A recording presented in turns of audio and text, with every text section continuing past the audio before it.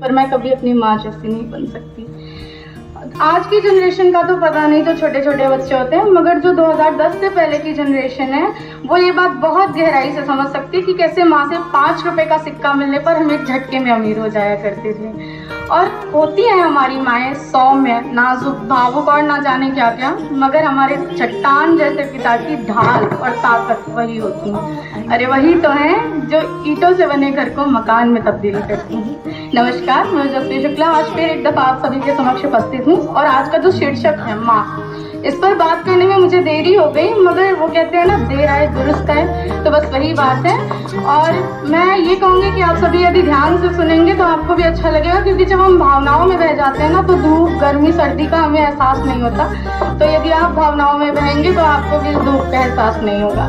तो मैं कह रही थी कि यदि माँ की तुलना मैं सरयू से करूँ ना तो वो गलत नहीं होगा, क्योंकि जिस प्रकार सरयू अपने संतुलित बहाव से अयोध्या को जीवन देती है, उसी प्रकार माँ अपने संतुलन से कुटुंब को जीवन देती है। जिस प्रकार बिना सरयू अयोध्या नहीं, उसी प्रकार बिना माँ कोई कुटुंब नहीं। अरे वो सरयू जिसे किसी श्रृंगार की आवश्यकता नहीं है, जो स्वयं एक श्रृंगार है। जी हाँ, सरयू ही अयोध्या का श्रृंगार है, उसी प्रकार माँ भी अयोध्या का श्रृंगार होती है। वो सरयू जिसकी गोद में अगर कुछ मिलता है तो वो है सिर्फ सुकून। अच्छा, कभी कभी माँ दोस्त नहीं होती, माँ सिर्फ माँ होती है। वो अपना रुतबा और अपना ओहदा कायम रखती है। और कुछ ऐसे बच्चे भी होते हैं जिनका कुछ कुछ मामलों में अपनी माँ का नाम सुनते ही हाथ पाँव का कांपने लगता है। उन्हीं ढीठ बच्चों में से मैं हूँ। और मेरा डर, मेरा अनुशासन है मेरी माँ, पर वही मेरी आज़ादी भी है। मेरे संस्कार, मेरी सभ्यता, मेरा लहजा, मेरी वाणी, मेरी मुस्कान, मेरी आज़ादी, सब कुछ मेरी माँ है। और कभी कभार मेरी माँ जब मुझसे बातें करती है तो एक बात जरूर कहती है कि बेटा तुम कभी एडजस्ट मत करना। मैंने अपनी लाइफ में कभी अपना नाम नहीं बनाया, मैं अपने पाँव पर खड़ी नहीं हुई, तुम कभी मेरी जैसे मत बनना।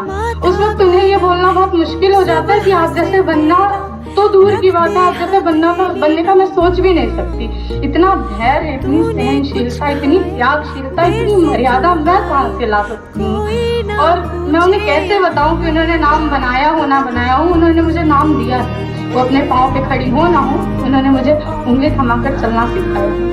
और जैसे जैसे हम बच्चे बड़े होते हैं हम ये बात भूल जाते हैं कि जिस माँ को हम देखते हैं वो भी कभी एक बच्ची थी। जो आज शौक से हमारे कपड़े खरीदती है, कभी वो भी शौक से छीन रही होगी अलग अलग लिबास की। जो आज चूल्हे की आखिरी रोटी खाती है, कभी वो भी किसी की लाडली थी और चूल्हे से उतरी पहली रोटी उसकी थाली में जाया करती थी। हम ये भूल जाते हैं। और जो सबसे छोटा माँ अंतर अपने और हम बच्चों के बीच में करती है वो ये है कि जैसे ये होता है ना कि हमारे कपड़े धुले बाकायदा आयरन किए हुए अलमीरा में रखे होते, पर मैंने कभी अपनी मम्मा को नहीं देखा। वो बहुत मुश्किल से अपने कपड़े आयरन करती है। धुलना मजबूरी होता है मगर वो नहीं करती, अपनी केयर नहीं करती। और एक और बात कि जब भी घर में कुछ अच्छा आता है या बनता है तो आखिरी निवाले तक वो यही कहती हैं, या तो उनका पेट भरा हुआ है या तो उन्हें ये चीजें पसंद नहीं है। कैसे कर लेती हैं, कैसे, वो सिर्फ वही जानती हैं, मैं तो सोच भी नहीं सकती हूँ। और thanks to all the motherly teachers standing over here. I know I'm late in it, but still thank you so much. It's a genuine thanks to you all. और the video is being recorded here, जो कि मेरी मम्मा बाद में देखेंगी। जो brown families में, middle class families में बड़े बच्चे होते हैं ना, वो अपने पेरेंट्स से इतने क्लोज नहीं होते कि वो सारी बातें उनसे कह सकते। तो मैंने भी कभी नहीं कहा है, but thank you mama for everything and I really love you. मैंने कभी आपको नहीं कहा और आज तक 100 बार मैंने इसे अपने हाथ में पकड़ा है, पर कभी आप मेरे सामने नहीं खड़ी हो। मैं चाहती हूँ कि किसी दिन मैं यहाँ बोल रही हूँ और आप सामने खड़ी हो, और उस दिन के लिए मैं बहुत मेहनत करूंगी।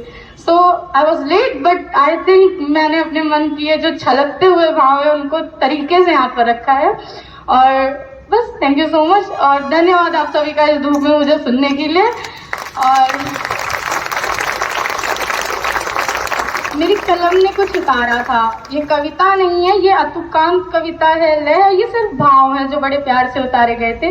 वो ये है कि मैंने देखी ही नहीं कोई दूसरी मेरी माँ जैसी खूबसूरत, मैंने देखी ही नहीं कोई दूसरी मेरी माँ जैसी सादगी पसंद औरत। जो शीशे पर चिपकी बिंदी लगा, मांग सिंदूर से भर और महज एक मुस्कान के संग अपना श्रृंगार पूरा कर लेती है। ना किसी लाली सुर्खी की चाह, ना ही किसी गहने की परवाह। हाँ, छोटी छोटी बालियां जरूर पहनती है कानों में, और बहुत ज्यादा तो एक छमछमाते पायल के जोड़े को अपने पाँव में पहन पवित्र कर देती है उसे। मैंने देखी ही नहीं कोई दूसरी मेरी माँ जैसी खूबसूरत, मैंने देखी ही नहीं कोई दूसरी मेरी माँ जैसी सादगी सुंदर। Thank you so much to everyone for listening me. Thank you so much. आशा करती हूँ आप सभी का दिन सुखना हो।